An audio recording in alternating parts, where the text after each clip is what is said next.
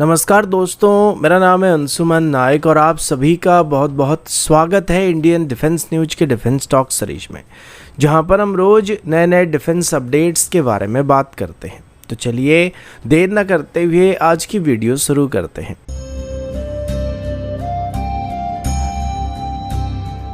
आज की पहली update defence research and development organisation यानी कि डीआरडीओ की तरफ से है। डीआरडीओ के chairman doctor Samir V Kamat की तरफ से अभी एक बहुत ही बड़ा स्टेटमेंट दिया गया, जिसमें उन्होंने ये क्लेम किया है कि भारत अभी क्वांटम सेंसिंग टेक्नोलॉजी को डेवलप करने की कोशिश कर रहा है, जो एंटी सबमरीन वॉरफेयर में एक रिवोल्यूशन लाने वाला है। इन क्वांटम सेंसर को जब मैरीटाइम पेट्रोल एयरक्राफ्ट या यूएवीज के ऊपर इंटीग्रेट किया जाएगा तो इंडियन नेवी को समंदर की गहराई में छुपे हुए सबमरीन को डिटेक्ट करने में कोई भी दिक्कत नहीं होने वाली। डॉक्टर कामत ने यह भी बताया कि सबमरीन जो मेनली स्टील से बने हुए होते हैं, जब पानी के अंदर से गुजरते हैं तो धरती की मैग्नेटिक फील्ड में थोड़ा डिस्टर्बेंस क्रिएट होता है। ये डिस्टर्बेंस बहुत ही कम होता है, लेकिन एडवांस मैग्नेटिक सेंसर इनको पकड़ सकते हैं, जिस वजह से अगर ऐसे सेंसर को यूएवी या मैरीटाइम पेट्रोल एयरक्राफ्ट के अंदर इंस्टॉल किया जाता है तो सबमरीन को डिटेक्ट किया जा सकता है। इस तरह के सेंसर 100 मीटर से लेकर 200 मीटर की डेप्थ तक सबमरीन को डिटेक्ट कर सकते हैं। जो नॉर्मल कन्वेंशनल सबमरीन होते हैं ये मैक्सिमम 300 मीटर से लेकर 350 मीटर तक की डेप्थ पे डाइव कर सकते हैं, लेकिन ऐसा सिर्फ इमरजेंसी सिचुएशन में किया जाता है। नॉर्मली सबमरीन जो होते हैं वो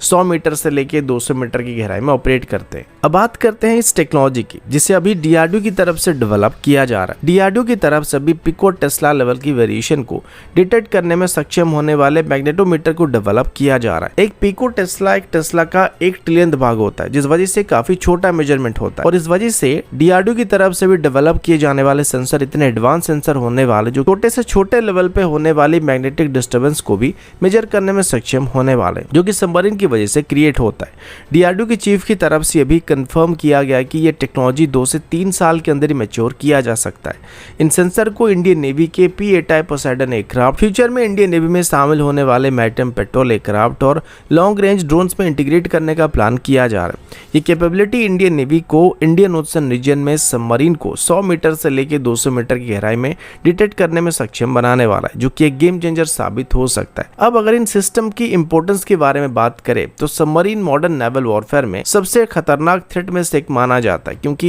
ये पानी के अंदर ऑपरेट करते हैं, जिस वजह से इनको डिटेक्ट करना बहुत ही मुश्किल होता है, और मोस्टली इनको इनकी एक्यूस्टिक सिग्नेचर की वजह से सोनार की मदद से डिटेक्ट किया जाता है। लेकिन क्वांटम सेंसिंग सबमरीन्स को डिटेक्ट करने के लिए एक नॉन एक्यूस्टिक मेथड का इस्तेमाल करता है, जो सोनार और रडार डाटा के साथ मिलकर एंटी सबमरीन वॉरफेयर को और भी स्ट्रॉन्ग बनाने वाला है। भारत के लिए टेक्नोलॉजी इसलिए और भी जरूरी बनने वाला है क्योंकि चाइना अपनी सबमरीन फ्लीट को एक्सपैंड करता जा रहा है, और पाकिस्तान की तरफ से भी अभी अपनी अंडरसी कैपेबिलिटीज को बढ़ाने की कोशिश किया जा रहा है। ऐसे में quantum sensing technology Indian navy के मैरीटाइम सर्वेलेंस और डिटरेंस कैपेबिलिटी के लिए फोर्स मल्टीप्लायर बन सकता है, क्योंकि अगर हम दुश्मन की सबमरीन को डिटेक्ट कर पाते तो उनको डिस्ट्रॉय करना हमारे लिए आसान होने वाला है। और सबमरीन का सबसे बड़ा फैक्टर यही होता है कि उनको डिटेक्ट करना मुश्किल होता है, जिस वजह से सरप्राइज अटैक को लॉन्च कर देते हैं। तो अगर इनको डिटेक्ट करना संभव हो जाता है तो उनको मार गिराना और भी आसान होने वाला है।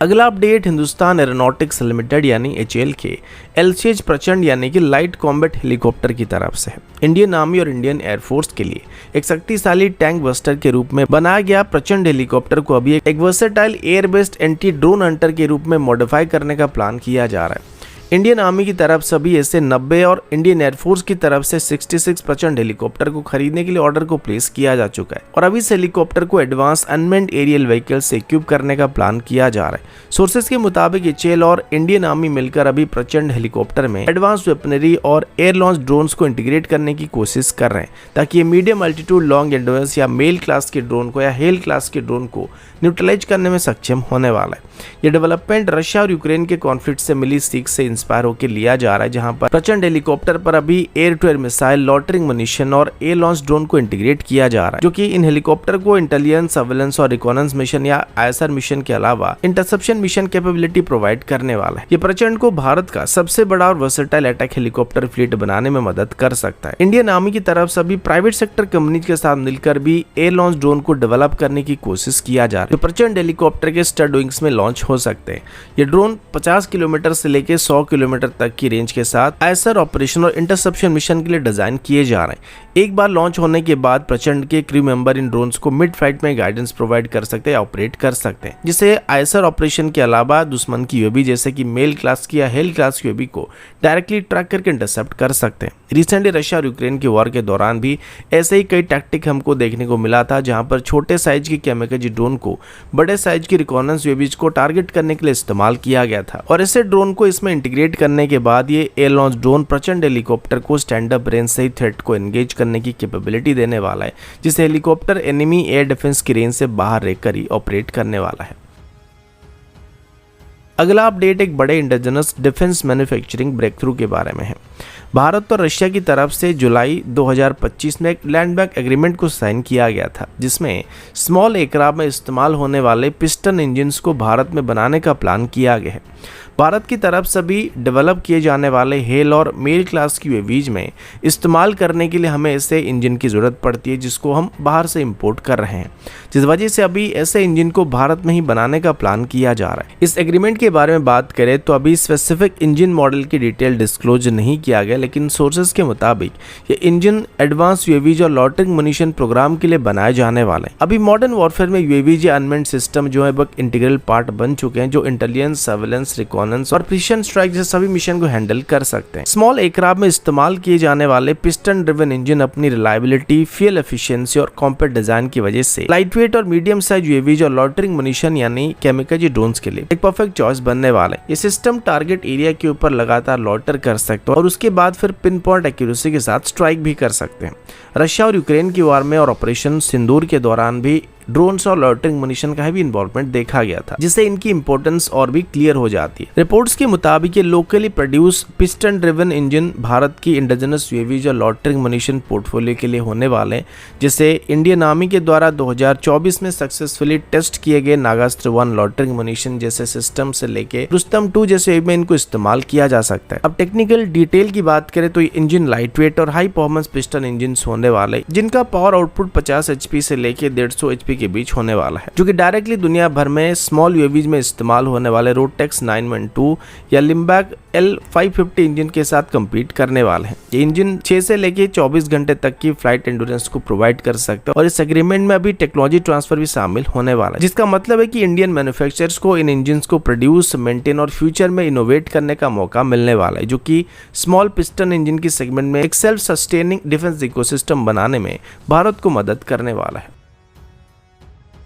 अगला अपडेट फिलीपींस और भारत के बीच बढ़ते मैरीटाइम डिफेंस कोऑपरेशन की तरफ से है। लोकल मीडिया रिपोर्ट के मुताबिक फिलीपींस की गवर्नमेंट की तरफ से भी भारत के next generation offshore patrol vessel को एक्वायर करने का प्लान किया जा रहा है, जिसको अभी फिलीपींस की तरफ से लोकली मैन्युफैक्चर करने का प्रस्ताव दिया जा रहा है, ताकि फिलीपींस की कोस्ट गार्ड की कैपेबिलिटी को बूस्ट किया जा सकेगा। ये next generation offshore patrol vessel जो Mazagaon dock limited, Goa shipyard limited और हमारी गार्डन से बिल्डर की तरफ से बनाया जा रहा है, इनको मेनली अभी इंडियन नेवी और इंडियन कोस्ट गार्ड को डिलीवर किया जा रहा है, लेकिन फिलीपीन सी में मैरीटाइम सिक्योरिटी के लिए ये गेम चेंजर बन सकते हैं। Next generation offshore patrol vessel एक 117 मीटर लंबा और 2700 टन से लेके 3000 टन डिस्प्लेसमेंट वाला एक सोफिस्टिकेटेड वेसल होने वाला, जो coastal defence, surveillance, search and rescue, anti piracy और ऑफशोर एसेट प्रोटेक्शन के लिए डिज़ाइन किया गया। इसमें AI based maintenance system, multipurpose drone और इंटीग्रेटेड ब्रिज सिस्टम दिया गया है, जो 23 नॉट की स्पीड और लगभग 5000 नॉटिकल मील की रेंज को प्रोवाइड करने वाला है। ये वेसल ट्विन इंजन हेलीकॉप्टर और रिमोटली पायलटेड एयरक्राफ्ट को भी कैरी कर सकते हैं, जो स्विफ्ट एरियल रिस्पांस के लिए आइडियल होने वाले। इसके एडवांस फीचर जैसे कि low noise propeller, electronic warfare suite और 76 mm की ऑटोमेलरा गन के साथ AK-630 जैसे क्लोजन वेपन सिस्टम और कवच डिकॉय लॉन्चर इसको कोस्टल वाटर में लगभग सभी तरह के मिशन को करने में कैपेबल बनाने वाला है। Philippines in next generation offshore patrol vessel को ना सिर्फ एक्वायर करना चाहता है, बल्कि लोकली इनको मैन्युफैक्चर करने के साथ साथ इनकी MRO फैसिलिटी को फिलीपींस में एस्टेब्लिश करना चाहता है, जिसके जरिए वो अपनी शिप बिल्डिंग इंडस्ट्रीज को भी स्ट्रेंथन कर सकते हैं। और ब्रह्मोस मिसाइल को इंडेक्ट करने के बाद अभी फिलीपींस की तरफ से इंडियन बिल्ड शिप्स को भी अपने सर्विस में शामिल करने का प्लान किया जा रहा है, जो कि मोस्टली ब्रह्मोस मिसाइल के साथ कॉम्पेटेबल होने वाले, जो कि साउथ चाइना सी रीजन में फिलीपींस की ताकत को और मजबूत कर सकता है। अगला अपडेट मॉडर्न वॉरफेयर के क्रिटिकल एस्पेक्ट के बारे में है, जहां पर हम अभी precision long range strike capability के बारे में बात करने वाले हैं। रिसेंट कॉन्फ्लिक्ट में भारत की तरफ से स्कैल्प ईजी और ब्रह्मोस ए जैसे क्रूज मिसाइल का इस्तेमाल किया गया था, जिसमें बस 23 मिनट के अंदर ही पाकिस्तान के 11 एयरबेस और कई मेजर रडार स्टेशन और सरफेस मिसाइल सिस्टम को डिस्ट्रॉय कर दिया गया था। लेकिन प्रॉब्लम ये कि ये दोनों ही मिसाइल काफ़ी महंगे मिसाइल हैं और ये अभी हमारे पास लिमिटेड नंबर में मौजूद है, और अगर एक लंबा कॉन्फ्लिक्ट होता है तो ये मिसाइल जल्दी ख़त्म हो सकते हैं और इनको तेज़ी से मैन्युफैक्चर भी नहीं किया जा सकता है, जो लॉन्ग टर्म वॉर में कॉस्ट इफेक्टिव साबित नहीं होने वाले। इस वजह से इनको सिर्फ हाई वैल्यू टारगेट को हिट करने के लिए इस्तेमाल किया जा सकता है। इस प्रॉब्लम को सॉल्व करने के लिए अभी डिफेंस एक्सपर्ट्स की तरफ से कुछ सजेशन दिया जा रहा है कि भारत को अभी एक low cost subsonic cruise missile family को डेवलप करने की जरूरत पड़ सकता है, जिनको बल्क में प्रोड्यूस करना आसान हो और कॉस्ट इफेक्टिव हो, जिस वजह से इनको जंग जैसे हालात में फ्रीली इस्तेमाल करना संभव हो पाएगा। ये मिसाइल एक कॉमन एरोडायनेमिक प्रोफाइल और टर्बोजेट इंजन को शेयर कर सकते हैं, जिससे प्रोडक्शन और मेंटेनेंस कॉस्ट काफ़ी कम हो जाएगा। इसकी सबसे बड़ी पॉजिटिव पॉइंट इसका मल्टी प्लेटफॉर्म लॉन्च कैपेबिलिटी होना चाहिए, जिसमें पहले ये मिसाइल हमारे Su-30 MKI, रफाल और तेजस जैसे फाइटर जेट से डिप्लॉय होने के साथ साथ को ट्रांसपोर्ट एयरक्राफ्ट जैसे कि C-130J, C-295 या फिर C-17 जैसे कार्गो एयरक्राफ्ट की वजह से भी पैलेटाइज लॉन्चर के जरिए फायर किया जा सकेगा। साथ ही सी में इनको सरफेस शिप्स की वर्टिकल लॉन्च सिस्टम से, सबमरीन की टॉर्पेडो ट्यूब से या फिर वर्टिकल लॉन्च सिस्टम से, और लैंड में ट्रक माउंटेड लॉन्चर से लॉन्च सपोर्ट करना चाहिए। इस मिसाइल की रेंज के बारे में बात करें तो इसका वेस्ट लाइन वेरिएंट का रेंज मिनिमम 250 किलोमीटर तक होना चाहिए, जो कि अगर 400 किलोमीटर के आसपास हो तो काफी आइडल होने वाला है। इसमें हाई सबसोनिक स्पीड और टेरेन फॉलोइंग कैपेबिलिटी भी होना चाहिए, जिस वजह से दुश्मन की एयर डिफेंस सिस्टम इनको इजीली टारगेट नहीं कर पाएंगे, और अगर इनको दुश्मन इंटरसेप्ट करने में सफल हो भी जाता है तो ये मिसाइल काफी कॉस्ट इफेक्टिव होने वाले, जिस वजह से हमें कोई ज्यादा फर्क नहीं पड़ने वाला है। बाकी इनको काउंटर करने में दुश्मन की एयर डिफेंस मिसाइल वैसे वेस्ट होने वाले, जो कि ब्रह्मोस या फिर स्कैल्प जैसे हाई वैल्यू मिसाइल की अटैक के लिए रास्ता साफ करने वाले। और रिसेंटली पाकिस्तान की तरफ से जो रॉकेट फोर्स को तैयार किया जा रहा है, उसको काउंटर करने के लिए स्ट्रेटेजी सबसे बढ़िया ऑप्शन होने की उम्मीद किया जा रहा है। तो दोस्तों अभी के लिए इतना ही, मिलता हूँ आपसे अगले वीडियो में, तब तक के लिए जय हिंद, वंदे मातरम।